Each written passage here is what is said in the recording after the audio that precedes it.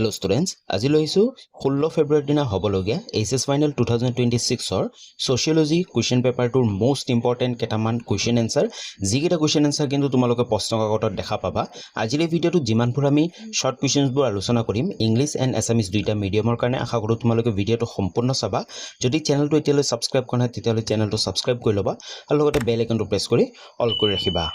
Number 1 to soa, which city is known as financial capital of India? কোনখন চহৰক ভাৰতৰ বাণিজ্যিক ৰাজধানী বুলি জনা যায় একেবাৰে সহজ আৰু বহু বছৰ এই কোৱেশ্চনটো ৰিপিট হৈ থাকে ইয়াৰ উত্তৰটো হৈছে কি মুম্বাই হয় Mumbai is known as the financial capital of India মুম্বাইক ভাৰতৰ বাণিজ্যিক ৰাজধানী বুলি জনা যায় ওকে তোমালোকৰ মনত থাকিব নেক্সট কোৱেশ্চন লাগবাহো কোৱেশ্চন নম্বৰ 2 টু সোৱা who was the leader of social movement in Jharkhand ঝাৰখণ্ডৰ সামাজিক নেতা কোন আছিল অতিকৈ গুৰুত্বপূৰ্ণ প্ৰশ্ন বহু বছৰ এই প্ৰশ্নটো কিন্তু ৰিপিট হৈ থাকে হয়নে তো ইয়াৰ উত্তৰটো সোৱা the leader of the social movement in Jharkhand was Birsa Munda মনত ৰাখিবা কোন আছিল বিৰছা মুণ্ডা ঝাৰখণ্ডৰ সামাজিক আন্দোলনৰ নেতা আছিল বিৰছা মুণ্ডা নেক্সট কোৱেশ্চন লাগবাহো কোৱেশ্চন নম্বৰ 3 টু সোৱা what is the full form of AIWC AIWC ৰ সম্পূৰ্ণ নাম কি ইয়াৰ উত্তৰটো হৈছে A for all I for India W for Women's and C for Conference All India Women Conference হয় মনত থাকিব AIWC ৰ সম্পূৰ্ণ ৰূপটো ফুল ফৰ্মটো হৈছে All India Women's Conference next question number 4 টু সোৱা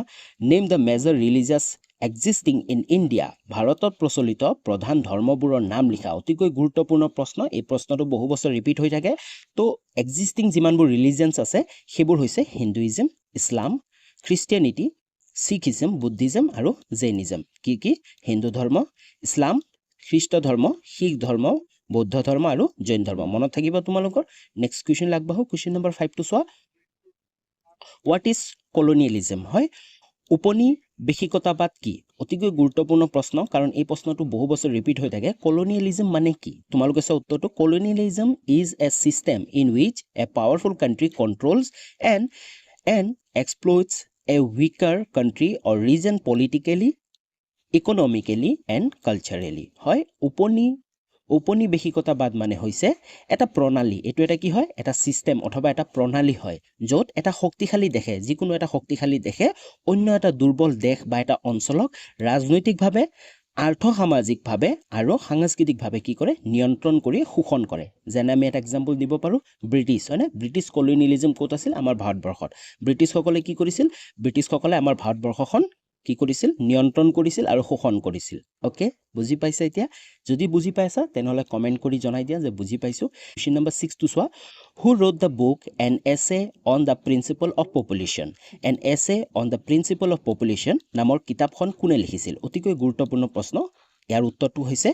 the book an essay on the principle of population was written by Thomas Robert Malthus কোনে লিখিছিল থমাছ ৰবাৰ্ট মালথাছে লিখিছিল মনত ৰাখিবা an essay on the principle of population কোনে লিখিছিল থমাছ ৰবাৰ্ট মালথাছে লিখিছিল নেক্সট কোৱেশ্চন নম্বৰ 7 টু সোৱা caste is an example of open or close stratification হয় জাতি মুক্ত অথবা বন্ধ স্থিৰীকৰণৰ উদাহৰণ ইয়াৰ উত্তৰটো হ'ব ক্লোজ মনত ৰাখিবা ইয়াৰ উত্তৰটো হৈছে বন্ধ নেক্সট কোৱেশ্চন লাগবাহো কোৱেশ্চন নম্বৰ 8 টু সোৱা what is the meaning of demography মানে কি যাক অসমীয়াত কি বুলি কোৱা হয় জনসাংখ্যিক বিজ্ঞানৰ অৰ্থ কি অতিকৈ গুৰুত্বপূৰ্ণ প্ৰশ্ন ডেমোগ্ৰাফি মানে কি প্ৰত্যেক বছৰে এই কোৱেশ্চনটো ৰিপিট হোৱা দেখা যায় তো ইয়াৰ উত্তৰটো চাই লোৱা তোমালোকে ডেমোগ্ৰাফি মানে কি একেবাৰে সহজতে বুজি লোৱা demography is the statistical study of human population demography মানে হৈছে যি গণিতিক ষ্টেটিষ্টিকেল হয় statistical study of human population মানুহৰ যি পপুলেশ্যন আছে জনসংখ্যা আছে তাৰ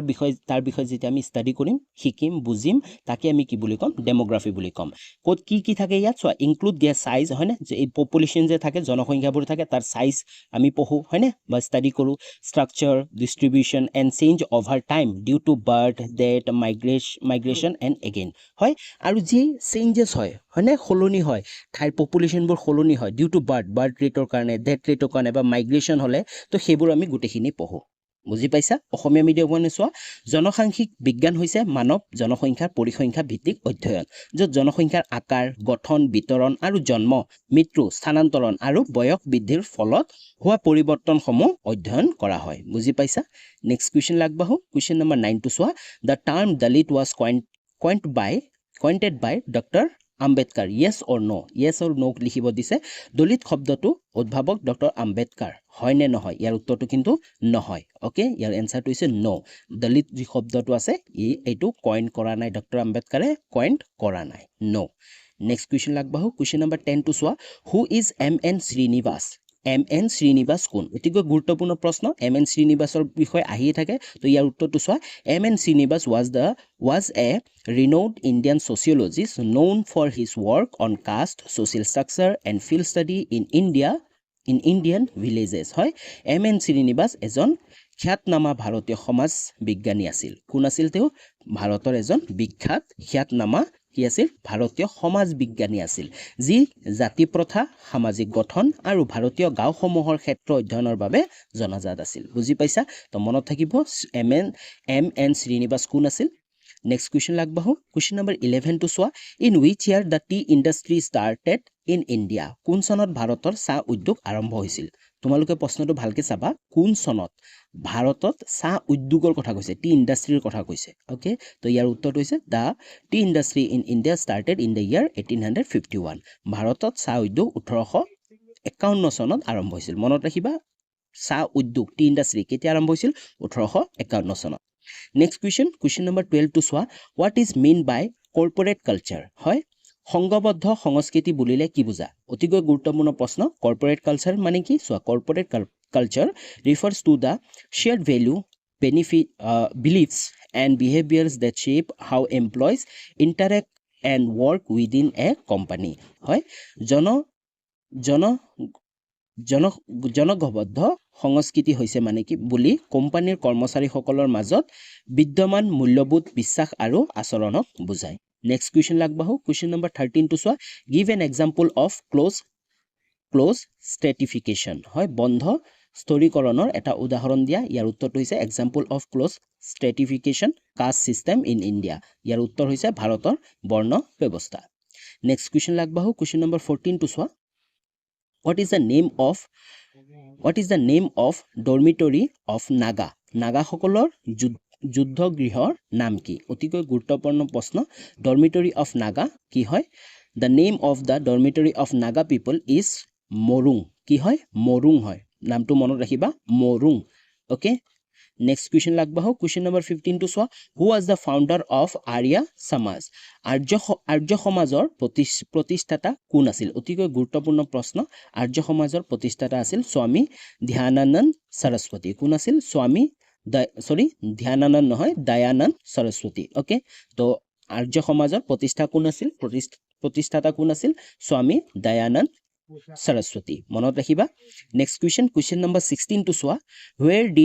Where did Jyotiba Phule open the first school for women? মহিলাৰ বাবে প্ৰথমখন স্কুল জ্যোতিবা ফুলে ক'ত খুলিছিল হয় অতিকৈ গুৰুত্বপূৰ্ণ প্ৰশ্ন মনত ৰাখিবা মহিলাৰ বাবে প্ৰথমখন school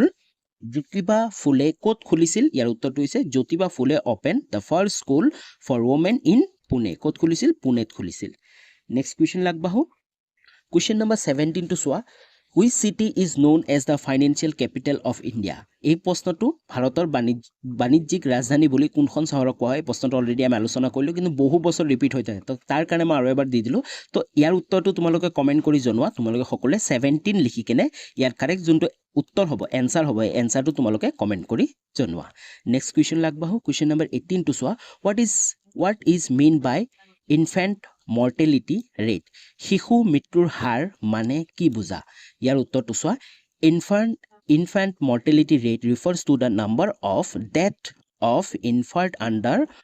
1 year of age per 1000 live birth in a given year হয় শিশুৰ মৃত্যুৰ হাৰ হৈছে এটি নিৰ্দিষ্ট বছৰত জন্ম হোৱা প্ৰতি হাজাৰ জীৱিত শিশুৰ ভিতৰত এক বছৰ বয়সৰ আগতে মৃত্যু হোৱাৰ শিশুৰ সংখ্যাৰ হাৰ ওকে নেক্সট কুৱেশ্যন নম্বৰ 19 টো চোৱা right the full form of AIDS হয় এইডছৰ সম্পূৰ্ণ নামটো কি অতিকৈ গুৰুত্বপূৰ্ণ প্ৰশ্ন এই প্ৰশ্নটো বহু বছৰ ৰিপিট হৈছে তো ইয়াৰ সম্পূৰ্ণ ৰূপটো অথবা ফুল ফৰ্মটো চাই লোৱা এইটো ফুল ফৰ্ম হৈছে AIDS ৰ Acquired Immune Deficiency Syndrome হয় তোমালোকে অসমীয়াটো পঢ়ি ল'ব পাৰা তো ইয়াৰ উত্তৰটো তোমালোকে ইংলিছতে লিখি দিবা acquired immune deficiency syndrome next question আগবাঢ়ো কুৱেশ্যন নম্বৰ 22 চোৱা who is the writer of the book marriage and family in India marriage and family in India নামৰ গ্ৰন্থখনৰ লিখক কোন এই প্ৰশ্নটো অতিকৈ গুৰুত্বপূৰ্ণ প্ৰশ্ন ইয়াৰ উত্তৰটো চোৱা the writer of the book marriage and family in India is K.M. Kapadia কোন হয় K.M. কাপাডিয়া মনত ৰাখিবা marriage and family in India বুকটোৰ লিখক হৈছে K.M. কাপাডিয়া নেক্সট কুৱেশ্যন আগবাঢ়ো কুৱেশ্যন নম্বৰ 21 টো চোৱা when was the National Commission for Minorities Act passed ৰাষ্ট্ৰীয় সংখ্যালঘু আয়োগ অধিনিয়ম কেতিয়া গৃহীত হৈছিল ইয়াৰ উত্তৰটো হৈছে the National Commission for Minorities Act was published in 1992 1992 চনত গৃহীত হৈছিল মনত ৰাখিবা কিমান চনত 1992 চনত গৃহীত হৈছিল নেক্সট কুৱেশ্যন নম্বৰ 22 টো চোৱা in which year India introduced National Family Planning Program কোন চনত ভাৰতবৰ্ষত ৰাষ্ট্ৰীয় পৰিয়াল পৰিকল্পনা আঁচনি বলবৎ কৰা হৈছিল অতিকৈ গুৰুত্বপূৰ্ণ প্ৰশ্ন আৰু এই প্ৰশ্নটো কেৱল এতিয়াৰ কাৰণে নহয় তোমালোকে পিছলৈও জানি থোৱা বহুতেই দৰকাৰ বহুত কিছুমান কম্পিটিটিভ এক্সামতো এই প্ৰশ্নটো আহি থকা দেখা যায় তো ইয়াৰ উত্তৰটো হৈছে India introduce the national family program the national family planning program in the year 1952 কিমান চনত ভাৰতবৰ্ষত ৰাষ্ট্ৰীয় পৰিয়াল পৰিকল্পনা আঁচনি 1952 চনত বলবৎ কৰা হৈছিল মনত ৰাখিবা কিমান চনত 1952 চনত নেশ্যনেল ফেমিলি প্লেনিং প্ৰগ্ৰাম অথবা ৰাষ্ট্ৰীয় পৰিয়াল পৰিকল্পনা আঁচনি বলবৎ কৰা হৈছিল নেক্সট কুৱেশ্যন আগবাঢ়ো কুৱেশ্যন নম্বৰ 23 টো চোৱা who was the leader of Chipko movement অতিকৈ গুৰুত্বপূৰ্ণ প্ৰশ্ন চিপকো আন্দোলনৰ নেতা কোন আছিল আৰু তোমালোকে বেছিভাগে হয়তো উত্তৰটো জানা তো ইয়াৰ উত্তৰটো হৈছে the leader of the Chipko movement was Sunderlal Bahuguna কোন আছিল সুন্দৰলাল বহুগুণা আছিল নেক্সট কুৱেশ্যন নম্বৰ 24 টো চোৱা name the first newspaper published in India ভাৰতত প্ৰকাশ হোৱা প্ৰথম বাতৰি কাকতখনৰ নাম লিখা এই প্ৰশ্নটো অতিকৈ গুৰুত্বপূৰ্ণ প্ৰশ্ন বহু বছৰ ৰিপিট হৈ থাকে আৰু পিছলৈও তোমালোকৰ এই প্ৰশ্নটো জানি থোৱা দৰকাৰ তো ইয়াৰ উত্তৰটো হৈছে the first newspaper published in India was Hicky's Bengal Gazette হয় তোমালোকে বেছিভাগে হয়তো বেংগল গেজেট বুলি শুনিছা তো ইয়াৰ উত্তৰটো হৈছে হিকিজ বেংগল গেজেট ভাৰতত প্ৰকাশ হোৱা প্ৰথম বাতৰি কাকতখন আছিল Hicky's Bengal Gazette next question number 25 টো চোৱা who was the leader of social movement in ঝাৰখণ্ডৰ সামাজিক আন্দোলনৰ নেতা কোন আছিল এই প্ৰশ্নটো বহু বছৰ ৰিপিট হৈ থাকে আৰু অলৰেডি আমি এবাৰ আলোচনা কৰিলোৱে হয় কিন্তু তোমালোকে যিসকলে জানা উত্তৰটো 25 লিখি কেনে তোমালোকে কমেণ্ট কৰা অলৰেডি আমি আলোচনা কৰিলো কিন্তু হলেও তোমালোকৰ কিমানখিনি মনত ৰল তাৰ কাৰণে তোমালোকে নিজক পৰীক্ষা কৰা 25 লিখি কেনে তোমালোকে নোচোৱাকে উত্তৰটো যদি মনত আছে তেতিয়াহলে তোমালোকে কমেণ্ট কৰি জনোৱা নেক্সট কুৱেশ্যন আগবাঢ়ো কুৱেশ্যন নম্বৰ 26 টো চোৱা who formed the all India scheduled caste federation সৰ্বভাৰতীয় অনুসূচিত জাতি পৰিষদ কোনে গঠন কৰিছিল এই প্ৰশ্নটো অতিকৈ গুৰুত্বপূৰ্ণ প্ৰশ্ন আৰু পিছলৈও জানি থোৱা অতিকৈ দৰকাৰ ইয়াৰ উত্তৰটো হৈছে doctor B.R. Ambedkar from the all India scheduled caste federation in 1942 কিমান চনত 1942 চনত মনত ৰাখিবা ডক্টৰ B.R. আম্বেদকাৰে সৰ্বভাৰতীয় অনুসূচিত জাতি পৰিষদ কিমান চনত 1942 চনত গঠন কৰিছিল প্ৰশ্নটোত দুটা উত্তৰ আছে কোনে কৰিছিল ডক্টৰ B.R. আম্বেদকাৰে কৰিছিল all India scheduled caste federation অথবা সৰ্বভাৰতীয় অনুসূচিত জাতি পৰিষদ ডক্টৰ B.R. আম্বেদকাৰে ফৰ্ম কৰিছিল আৰু কেতিয়া কৰিছিল 1942 চনত নেক্সট কুৱেশ্যন আগবাঢ়ো কুৱেশ্যন নম্বৰ 27 টো চোৱা who put forward the occupational theory of caste জাতিৰ বিত্যাত্মক সিদ্ধান্তটো কোনে আগবঢ়াইছিল অতিকৈ গুৰুত্বপূৰ্ণ প্ৰশ্ন ইয়াৰ উত্তৰটো চোৱা the occupational theory of caste was put forward by Nesfield কোনে আগবঢ়াইছিল নেষ্ট ফিল্ডে আগবঢ়াইছিল নেক্সট কুৱেশ্যন আগবাঢ়ো কুৱেশ্যন নম্বৰ 28 টো চোৱা what do you mean by dependency ratio' নিৰ্ভৰশীলতাৰ অনুপাত বুলিলে কি বুজা অতিকৈ গুৰুত্বপূৰ্ণ প্ৰশ্ন ডিপেণ্ডেঞ্চি ৰেচিঅ' মানে কি চোৱা dependency ratio' refers to the ratio' of the dependent population child and elderly হয় কাৰ child and elderly to the working age population in a society মানে কি কৈছে নিৰ্ভৰশীলতা অনুপাত বুলিলে সেই অনুপাতক বুজায় য'ত নিৰ্ভৰশীল জনসংখ্যা শিশু আৰু বয়সস্থ লোক কৰ্মক্ষম জনসংখ্যাৰ সৈতে তুলনা কৰা হয় তাকে কি বুলি কোৱা হয় ডিপেণ্ডেঞ্চি ৰেচিঅ' বুলি কোৱা হয় নেক্সট কুৱেশ্যন আগবাঢ়ো কুৱেশ্যন নম্বৰ 29 টো চোৱা right the full form of AIDS এইডছৰ সম্পূৰ্ণ ৰূপটো লিখা অলপ আগতে আমি এই প্ৰশ্নটো আলোচনা কৰি আহিলো কিন্তু এই প্ৰশ্নটো বহু বছৰ ৰিপিট হয় তো তাৰ কাৰণে আৰু এবাৰ দিছো যাতে তোমালোকে ফুল ফৰ্মটো সকলোৱে কমেন্ট কৰি 29 লিখি তাৰ উত্তৰটো তোমালোকে কমেন্ট কৰি কমেন্টত জনোৱা নেক্সট কোৱেশ্চন লাগবাহো কোৱেশ্চন নম্বৰ 31 টু চোৱা what is the meaning of Lige's fire Lige's fire অৰ্থ কি অতিকৈ গুৰুত্বপূৰ্ণ প্ৰশ্ন উত্তৰটো চোৱা Lige's fire means let it be or leave it alone referring to an economic policy of minimal government interference in businesses and markets Lige's fire অৰ্থ হৈছে এৰি দিয়া ইয়াৰ অৰ্থ হৈছে এৰি দিয়া বা নিজে চলিবলৈ দিয়া যাৰ অৰ্থ চৰকাৰে ব্যৱসায় আৰু বজাৰত অতি কম হস্তক্ষেপ কৰে নেক্সট কোৱেশ্চন লাগবাহো কোৱেশ্চন নম্বৰ 32 টু চোৱা who first coined the concept of status symbol প্ৰস্তিতি চিহ্ন অৱধাৰণা প্ৰথমে কোনে আগবঢ়াইছিল ইয়াৰ উত্তৰটো চোৱা the concept of status symbol was first coined by Thorstein Veblen কোনে আগবঢ়াইছিল Thorstein Veblen নামটো চাই লবা তোমালোকে ইয়াৰ উত্তৰটো হৈছে Thorstein Veblen নেক্সট কোৱেশ্চন লাগবাহো কোৱেশ্চন নম্বৰ 33 টু চোৱা write the sociological meaning of minority group হয় sociological meaning minority groupৰ sociological meaning লিখিব দিছে উত্তৰটো প্ৰশ্নটো চোৱা অসমীয়া মিডিয়ামৰ কাৰণে সমাজতাত্ত্বিক দৃষ্টিভংগীৰে সংখ্যালঘু সমূহৰ অৰ্থ লিখা তো সমাজতাত্ত্বিক দৃষ্টিভংগীৰে সংখ্যালঘু মানে কি সংখ্যালঘু মানে কি তাৰ কথা লিখিব দিছে উত্তৰটো চোৱা in sociology a minority group refers to a social group that is disadvantageous or hold less power compared to the dominant group in a society often facing discrimination or marginalization তো ইয়াৰ উত্তৰটো হৈছে কি সমাজতাত্ত্বিক দৃষ্টিভংগীৰে সংখ্যালঘু গোষ্ঠী সেই সকল সামাজিক গোষ্ঠী এটো নালাগে তোমালোকৰ যি সংখ্যাগতভাৱে সৰু নহয় যদিও সমাজত সমতাৰ অভাৱ আৰু প্ৰভাৱহীনতাৰ বাবে বঞ্চিত বা পিছপৰা অৱস্থাত থাকে বুজি পাইছা নেক্সট কোৱেশ্চন লাগবাহো কোৱেশ্চন নম্বৰ 34 টু চোৱা who first coined the concept of Sanskritization তো সংস্কৃতিকৰণৰ ধাৰণাটো প্ৰথমে কোনে আগবঢ়াইছিল ইয়াৰ উত্তৰটো হৈছে MN শ্ৰীনিবাস মনত ৰাখিবা MN শ্ৰীনিবাসে আগবঢ়াইছিল নেক্সট কোৱেশ্চন লাগবাহো কোৱেশ্চন নম্বৰ 35 টু চোৱা what is ৰায়তৱাৰী সিস্টেম ৰায়তৱাৰী পদ্ধতি কি অতিকৈ গুৰুত্বপূৰ্ণ প্ৰশ্ন হয় এই প্ৰশ্নটো তোমালোকে জানিব লাগিব কাৰণ বহু বছৰ এই প্ৰশ্নটো ৰিপিট হৈ থাকে তো ইয়াৰ উত্তৰটো চোৱা the ryotwari system was a land revenue system এটো কি হয় ryotwari সিস্টেমটো land revenue system introduced by কোনে ইন্ট্ৰোডিউস কৰিছিল introduced by the British in India where peasants অথবা royals directly paid taxes to the government হয় ৰায়তৱাৰী পদ্ধতি হৈছে ভাৰতত ব্ৰিটিছ চৰকাৰে প্ৰৱৰ্তন কৰা ভূমি ৰাজহ প্ৰণালী মানে ভূমিৰ যি ট্যাক্স আছে সেই ট্যাক্স সংগ্ৰহ কৰা এটা প্ৰণালী যত কৃষকে অথবা কৃষকসকলক কি ৰায়ত বুলি কোৱা হৈছিল ৰায়ত চৰকাৰক পোনপটীয়াকৈ কৰ দিয়া হয় মানে পোনপটীয়াকৈ চৰকাৰক কৰ দিয়া হয় বুজি পাইছা নেক্সট কোৱেশ্চন লাগবাহো কোৱেশ্চন নম্বৰ 36 টু চোৱা what do you mean by green revolution সেউজ বিপ্লৱ বুলিলে কি বুজা এই প্ৰশ্নটো অতিকৈ গুৰুত্বপূৰ্ণ প্ৰশ্ন প্ৰতি বছৰে এক নম্বৰীয়া নহলে দুই নম্বৰীয়া প্ৰশ্নত আহি থকা দেখাই যায় যে গ্ৰীন ৰিভলিউশন কাক কয় তাৰ ওপৰত অলপ লিখিব দিয়ে সমুটগাও লিখিব দিয়ে তো ইয়াৰ উত্তৰটো চোৱা what is green revolution refers to the rapid increase in agriculture production due to the use of high yield variety HYB seeds chemical fertilizers pesticides and modern irrigation techniques বুজি পাইছা সেউজ বিপ্লৱ বুলিলে উচ্চ উৎপাদনশীলতাৰ জাতি HYB বীজ যেনে HYB হাই yielding বীজ যোনবিলাক অতি উচ্চ মানৰ বীজবোৰ থাকে হয় না তো সেইবোৰক বুজা যায় আৰু ৰাসায়নিক সাৰবোৰ যত আমি কি খেতি পথাৰত ইউজ কৰা কীটনাশক আৰু আধুনিক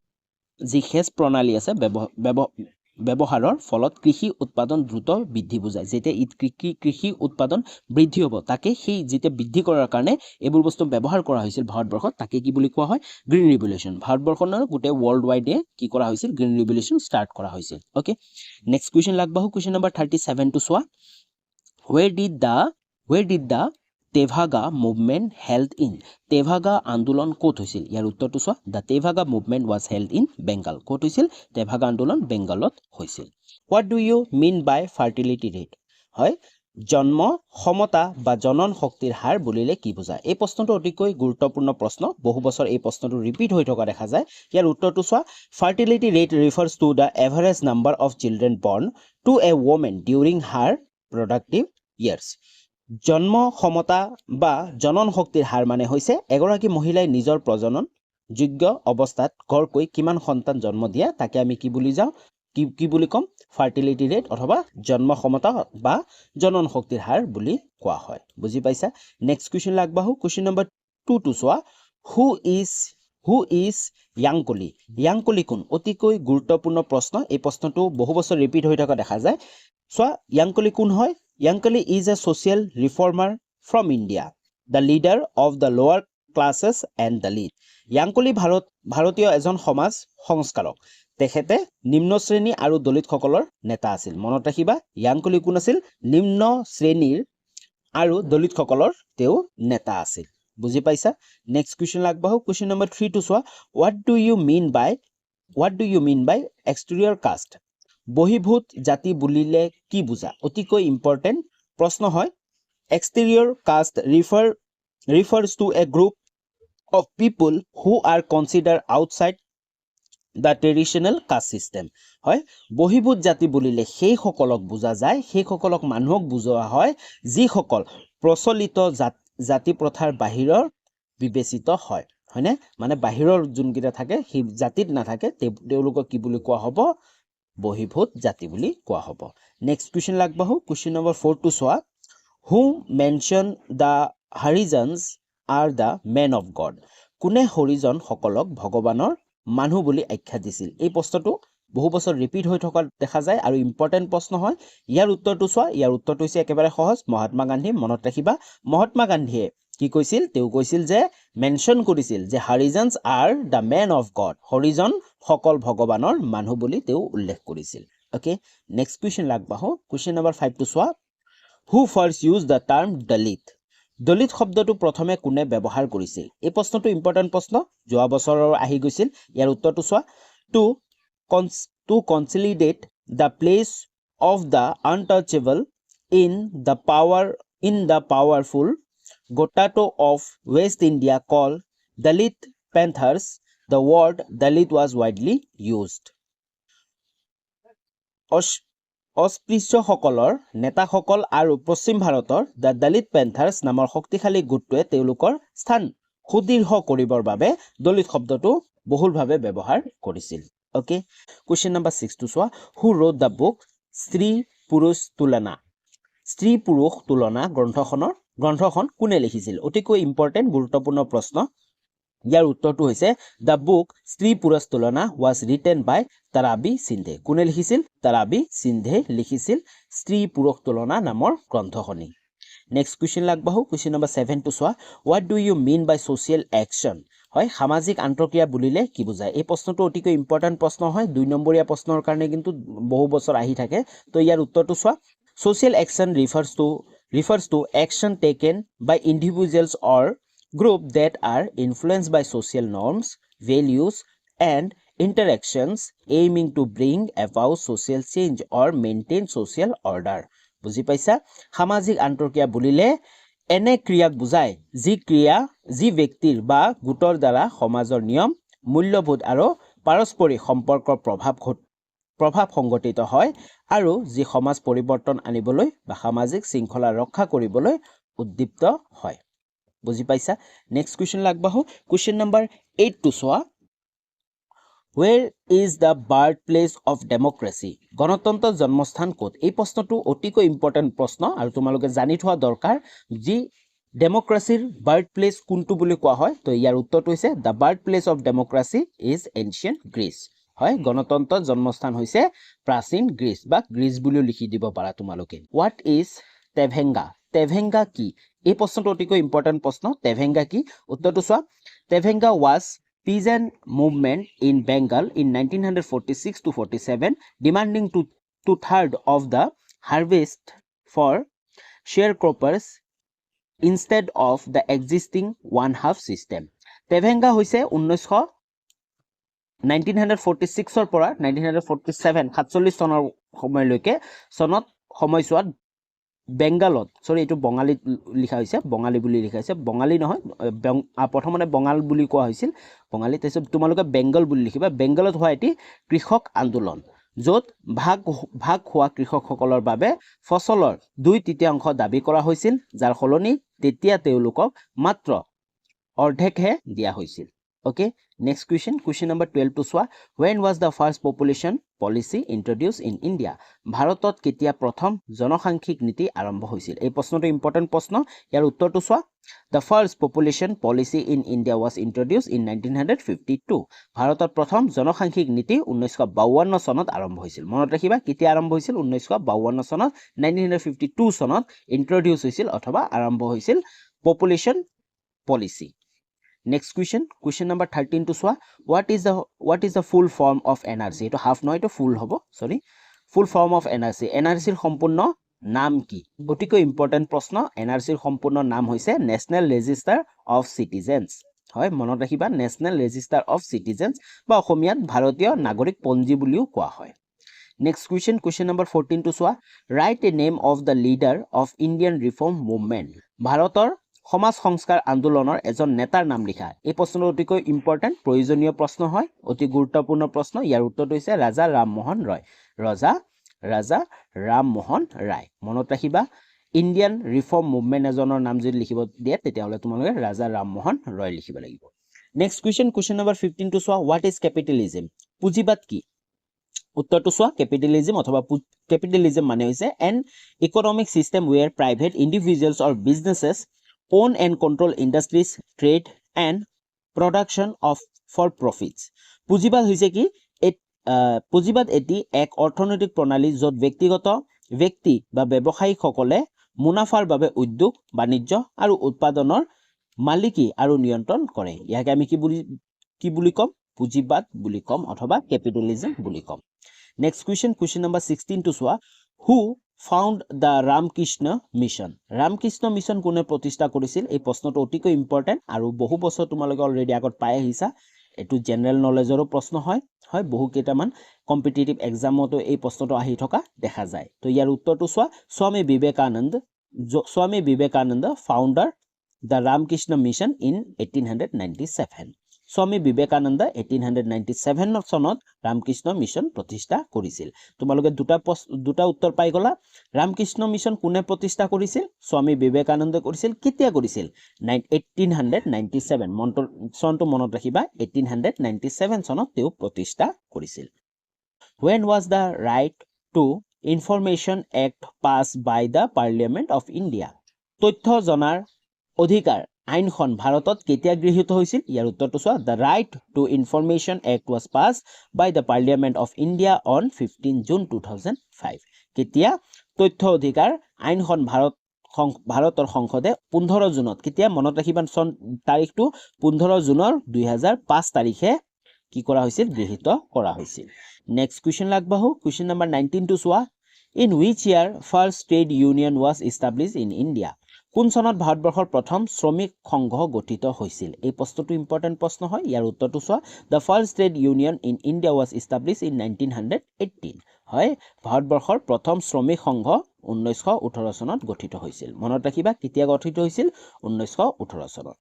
নেক্সট question লাগবাহু question number 22 চোৱা অতিকৈ ইম্পৰ্টেন্ট প্ৰশ্ন হয় এটো who is known as forest man of India ভাৰতৰ অৰণ্য মানৱ বুলি কাক জনা যায় এই প্ৰশ্নটো অতিকৈ ইম্পৰ্টেন্ট প্ৰশ্ন হয়নে আমাৰ অসমৰে হয় তেও ইয়াৰ উত্তৰটো হৈছে Yadav Payeng is known as the forest man of India Yadav পায়েংক ভাৰতৰ অৰণ্য মানৱ বুলি